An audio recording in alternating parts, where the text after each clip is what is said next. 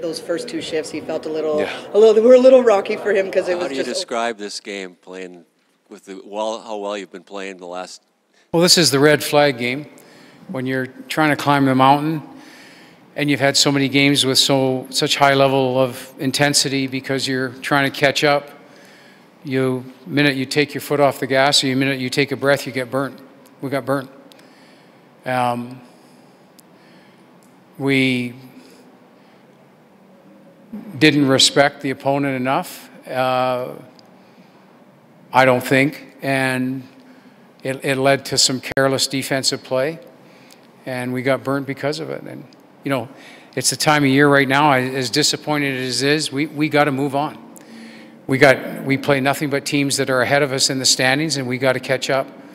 So in 24 hours, this is a loss that's going to sting tonight, but we got to move on. But the lesson for me is we've played awful well, and we've done it with checking, and we've done it with hard play in the critical ice game, and we didn't do that, and we got burnt because of it. Every mistake ended up on our net. Our goalie had a tough night. Hasn't had many of those. Every mistake ended up in our net, and you know, we were too loose defensively and paid for it. You guys had some really good momentum heading into this thing. How do you get it back really quickly after a night like this? Well, I think we play best afraid. We play way better afraid than we do. We've played awful well against good teams, especially on the road, and we play our best hockey afraid. And I think playing teams ahead of you in the standings, there's a nervousness that goes with it, and I think we're going to play well. But we're going to have to win 2 of the next 3 road games. If we expect to stay in the playoffs and build on the homestand, we got to win 2 of the next 3 if we expect to get in. Ken, since you've been here, and even well before you were here, you know, the penalty kill has just been a constant struggle. It'll have a few good games, then it gives up 2 or 3. What are you seeing? What's the root cause of the lack of inconsistency on the penalty kill, or lack of consistency? Sorry. I don't think it's lack of consistency. I think it's been, since I've been here, it's the same issues. We don't win the face-off, and we don't clear to build time on the clock. We don't get the puck 200 feet.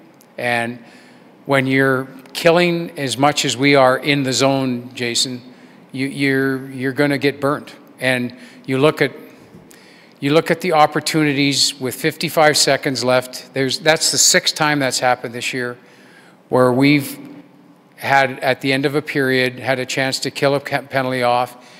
We never got the puck out 4 times. We never got it down the ice 4 times and paid for it again.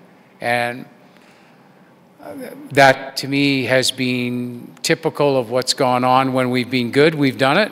And when we haven't, we've paid an awful price for it. And tonight we paid for it big time. That goal was a momentum. That hurt us a lot because we had done a lot of good things and got burnt big time on that. Short-handed goal in the 3rd burned you too. I mean, yeah. Their opportunity to get back and make it 5-4. Well, that's missed opportunity 3 times at the net, and then they just clear the puck and end up on a breakaway. I know it's easy to say it's one of those nights, but it is one of those nights. I think the lesson is that we're a good team if our foot stays right on the gas, and the minute we let it off based on performance, or the minute some of the people that we really count on have off nights, we don't win.